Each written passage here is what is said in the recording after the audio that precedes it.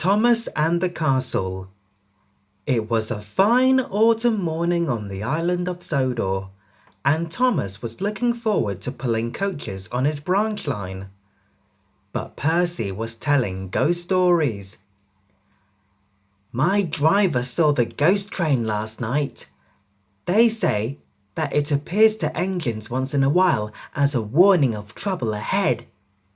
Puh, said Thomas. Silly Percy.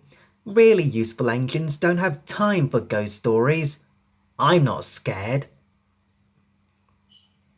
The next evening, Percy was coming home from the harbour.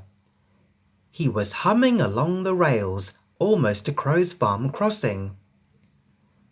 Little did Percy know that a cart of flour was stuck on the tracks at the crossing.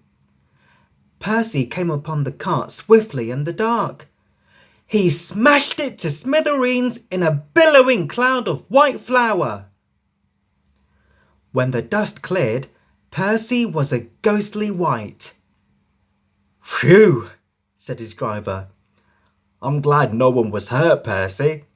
But you look like a ghost. Let's get you to the washdown. Let me stay this way, said Percy. I think I know someone who deserves a good scare.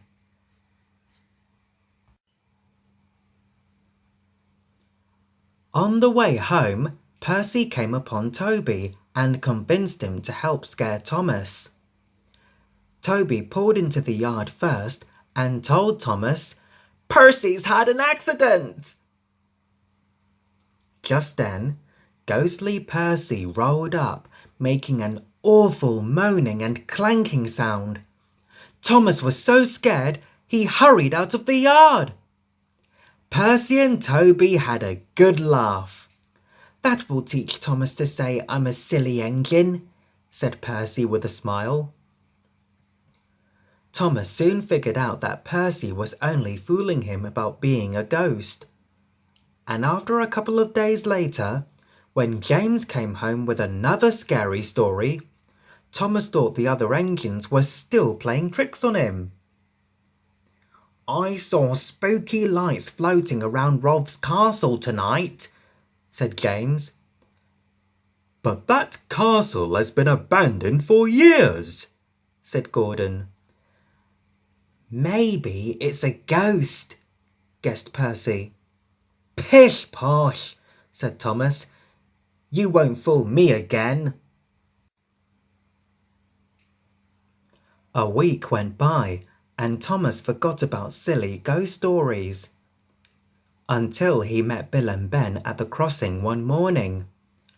Thomas, you won't believe what we saw last night, said Bill. There were ghosts inside Rolf's castle, said Ben. Spooky, said Bill. Creepy, said Ben. And then, said Bill, the signal was green when it should have been red. I almost crashed into Ben. Spooky, said Ben. Creepy, said Bill. Thomas thought that Bill and Ben were probably just teasing, but he was still uneasy. He asked the Fat Controller for routes that would take him far from Rolf's castle. As he was getting ready to take some troublesome trucks to the mine, Gordon came chugging up. Thomas, why are you going to the mine? Asked Gordon. Are you afraid of Rolf's castle? I'm not afraid of anything, wheezed Thomas, and he chuffed away. I'll show him, said Thomas. Scaredy cat, sang the trucks. Thomas didn't know it, but the mines were a dangerous place. Long ago, miners had made tunnels, and some of the roofs were not strong enough to hold up an engine, even one as small as Thomas.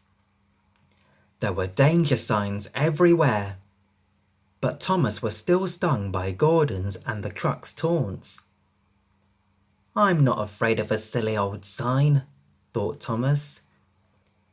To prove he wasn't afraid, Thomas bumped into some empty trucks fiercely, sending them right through a sign and onto the siding beyond.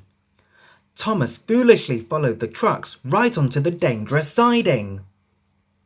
"Hurrah!" laughed Thomas. "There's nothing to be scared of." Just then, the rail started to quiver. The track gave way and Thomas sank into the mine. Gordon had to be sent to pull Thomas out of the hole. "Thanks, Gordon," said Thomas. "I was just trying to prove I wasn't scared of anything." "That's okay," said Gordon. "I'm sorry I made fun of you." Thomas decided that being foolish was not the same as being brave. So when the Fat Controller needed an engine to pull a special right to Rolf's castle, Thomas volunteered. He wanted to be a really useful engine. As Thomas started off for the castle, night was falling and fog was rolling in. Thomas was very afraid, but he chugged on bravely. Ahead in the fog, he saw an eerie glow. "It's a ghost," he thought, "just like the one James saw." But as Thomas came up the hill, a brisk wind blew and the fog cleared. Thomas saw that there was no ghost at all. It was just the fogman with his lantern. Thomas realised that James hadn't seen a ghost after all, just lanterns in the fog. But what were lanterns doing in an abandoned castle? Although the fog had blown away, the moon was still behind the clouds. When Thomas saw something white fluttering up ahead, he was sure it was the ghost this time. "Don't be scared, don't be scared," he huffed to himself. Thomas chugged bravely on and realised that the fluttering white thing was curtains! "Well, bust my boiler," Thomas thought. "Maybe the ghosts Bill and Ben saw were just curtains. What is going on here?"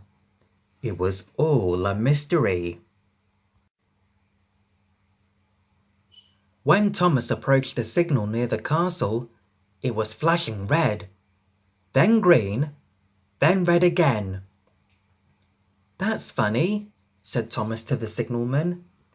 "Bill and Ben were having problems with the same signal the other night." But Thomas wasn't scared anymore. He thought he might have an idea what was going on at the castle. He asked the signalman, "Are there people moving into the castle?" "No, but your guess is close," said the signalman. "They are restoring the castle, and the electrical work they are doing has been causing my signal to go haywire. But Thomas, you'd better move on. They're expecting that load you're pulling." When Thomas finally arrived at Rolf's castle, the Fat Controller was there, getting ready for a big party to celebrate the reopening of the castle.